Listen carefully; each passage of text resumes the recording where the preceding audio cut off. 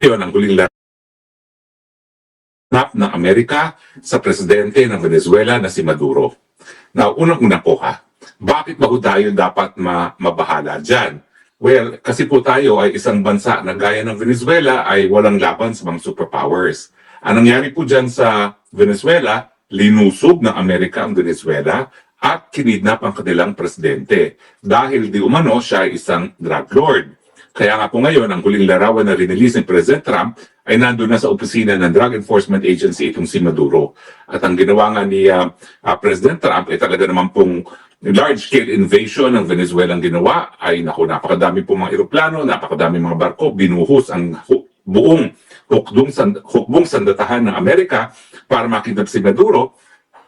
Pero nakapagtataka, bakit naman kinakailangan ganyang kalakas pang dahas ang gamitin? Alam naman nila na walang kakayahan ng Venezuela para depensahan ang kanilang mga sarili. Siyempre po, nakakaabala yan sa bansang Pilipinas dahil tayo po pwede rin tayo lusubin ng mas makapangyarihang bansa.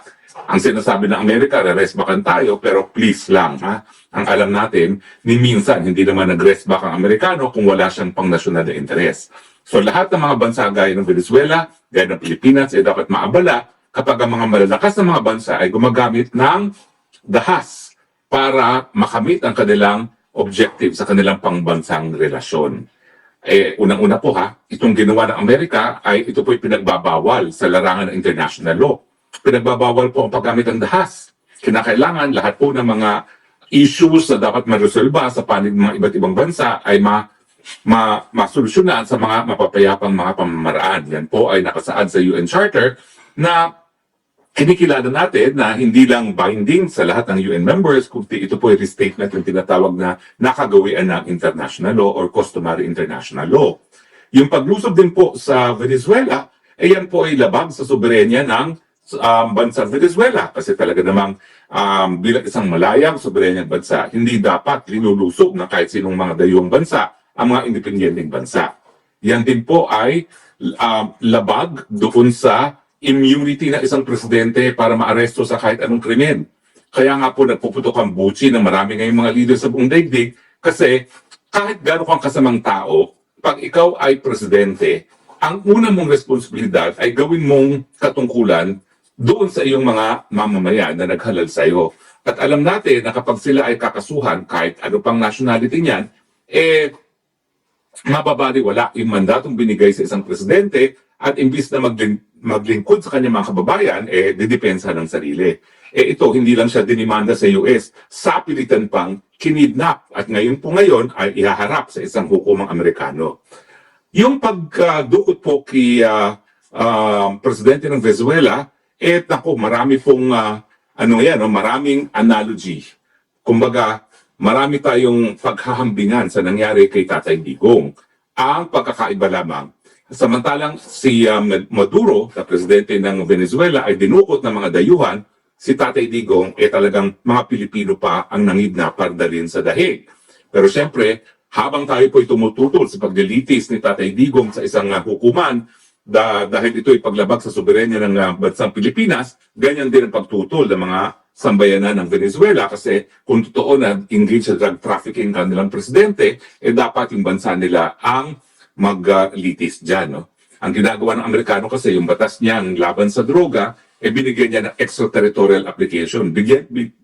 Matakin ninyo, binigyan niya ng visa miski hindi na sa teritoryo ng Amerika na nagpapakita talaga na ito'y lumalabag, hindi lang po sa soberenya, ito'y talagang lumalabag doon sa sovereign equality of states kasi lumalabas na mas malakas talaga na di hamak ang Amerika at sa larangan ng international law, pinakita ng Amerika sa paglusob sa Venezuela, pagdukot sa presidente ng Venezuela na might is right, na hindi naman po dapat. Kaya nga tayo nagkakaroon ng batas para magkaroon naman ng pagkapantay-pantay ang mga bansa. Mahirap, mayaman, maliit, malaki. Sa mata ng batas, dapat tayo pantay-pantay. Pero yan po ay binasag ng Amerika ngayon at pinatunayan na kapag ikaw ay makapangyarihan, po pwede mong baliwalain ang mga batas. So ngayon, ang epekto niyan, huwag dapat magreklamo ngayon ng Amerika kapag ang Russia ay tuluyan ng lumusob hindi lamang sa Ukraine, kundi sa iba't ibang parte pa ng Europa kasi ginawa rin naman yan ng Amerika. Ang China, kapag tayo linusob ng China dahil sa Taiwan, dahil tayo ay nagpagamit ng teritoryo natin sa ang mga Amerikano pag sila naggera, para protektahan ng Taiwan, ayan. Di ba po, paano tayo magrereklamo ngayon kung hindi tayo magsasalita na mali ang nangyari sa Venezuela, samantalang yan din ang kinatatakot natin na isang mas malakas na bansa ay pwede tayong lusubin, no? At kunin ang ating teritoryo, gaya ng ginawa ng Amerika. So ngayon, wala na pong pretensions ang Amerika. Hindi po good guy ang Amerika. Balik tayo sa panahon ng colonialism. Balik tayo sa panahon na might is right. Kita nyo, ang kasaysayan naman ng mundo, yung mga mayayaman at malalakas na bansa, sinakop at sapilitan, kinuha ang tanging yaman ng mga bansang linusob nila. At yan naman po talaga ang motibo ng Amerika. Huwag po kayo magpalinlang. Sasabihin nila, ito'y kabahagi ng war on drugs ni President Trump. Pero ang katunayan po, ang Venezuela ang pinakamalaking oil reserve sa buong daigdig. Sa panahon na naghahanap ng alternatibo kung saan kukuha ng langis ang Amerika dahil nga po nakikipaglaban sila sa Russia, obvious na intensyon talaga ng Amerikano ay kunin yung langis ng Venezuela. Ngayong ang Russia ay sinasanction nila, no? Kasi alam naman natin na kapag nagkulang ang supply ng langis sa Amerika, talaga naman pong mapipilay ang ekonomiya. Ngayon, hawak na ng mga Amerikano ang pinakamalaking oil reserve sa buong daigdig, mas marami pa sa oil reserves po ng Saudi Arabia. Yan po talaga ang totoong motibo. Bagamat ginaya ni President Trump yung war on drugs si Tatay Digong, pero sa katotohanan lamang, ano ba naman ang kinalaman ng Venezuela doon sa pagiging addict ng mga Amerikano? Number one na ginagamit sa Amerika naman po ay fentanyl, no? At ang cocaine, hindi naman po number one na pinanggagalingan ng cocaine ng Venezuela. Colombia po at ibang mga Latin American countries ang talagang pinanggagalingan ng karamihan ng cocaine na ginagamit din ng mga bangag dyan sa Pilipinas. So wag po tayo magpaninla. Linusob ang Venezuela dahil sa kanilang langis, dahil kinakailangan ng mga Amerikanong langis, ang palusot ay pinanggagalingan daw na pinagbabawalan na droga ang Venezuela, pero gaya ng paglusob nila sa Iraq noong mga panahon na linusob din ng Inglaterra at saka ng Amerika ang Iraq, ang motibo palagi po ay langis. Kaya kung ako'y may access sa US stock market, mag-i-invest na ako sa mga oil companies, lalong-lalo na yung mga oil companies na nalilink kay President Trump, dahil sigurado ako na yung mga cronies ni President Trump na nasa industriya ng langis ang siya makikinabang sa paglusob at pag-occupy ngayon ng Amerikano ng Venezuela. Pero wag po kayong makakalimot, kung nagawa nila ito sa Venezuela, pwede mangyari rin yan sa Pilipinas. Sabihin na natin na ang interes ng Amerikano ay yung ating strategic importance, abay, hindi rin po yan imposible na kapag nanalo si Sara Duterte at nagdesisyon si Sara Duterte na paalisin ang mga puwersa ng Amerikano sa Pilipinas, pwede nilang sapilitan ng sipain din si Inday Sara Duterte, bagamat siya ay magiging halal ng taong bayan. Ngayon naman po, hindi naman nila sisipain si Marcos dahil si Marcos ay napaka-tapat na tuta ng mga Amerikano. Basta suportahan siya ng mga Amerikano, hinahayaan niyang gamitin ang ating teritoryo. So anyway, balik po tayo kay Tatay Digong. Ihaharap nila si President Maduro sa harap ng hukumang Amerikano. Bakit dapat ipagpatuloy yung paglilitis na yan? Alam natin na mali ang pamamaraan para makuha yung pagkatao ni President Maduro. Yan po aking sinasabi. Kung hindi natin ilalabas yung pagiging legal ng pamamaraan ng ICC kung paano nakuha ang pagkatao ni Tatay Digong, talagang mga bansa ngayon mangingidnap na lamang. At dahil ito'y ginawa ng mga Amerikano, ay nako, hindi po imposible na anytime now, ang mga Ruso naman kikidnapin ang mga judges ng ICC dahil nga po, pinatunayan ng Amerikano ngayon na ang pinakamalakas na bansa sa buong daigdig wala siyang pakialam sa batas. At talaga naman po kung mayroong rule of law, hindi po dapat kinukonsente ang pangingidnap bilang pamamaraan para magkaroon ng jurisdiction sa pagkatao ng isang akusado, isang hukuman.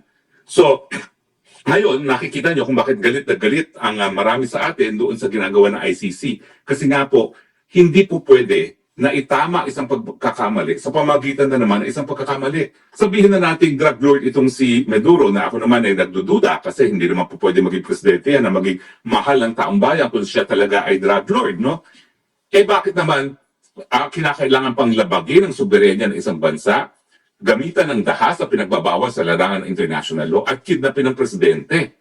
At kung ito ang tamang pamamaraan para magkaroon ng jurisdiksyon ng hukuman, anong tawag mo sa mga hukuman ng Amerika na maglilitis kay Maduro? Hindi ba dapat yan ay tawagin kangaroo court?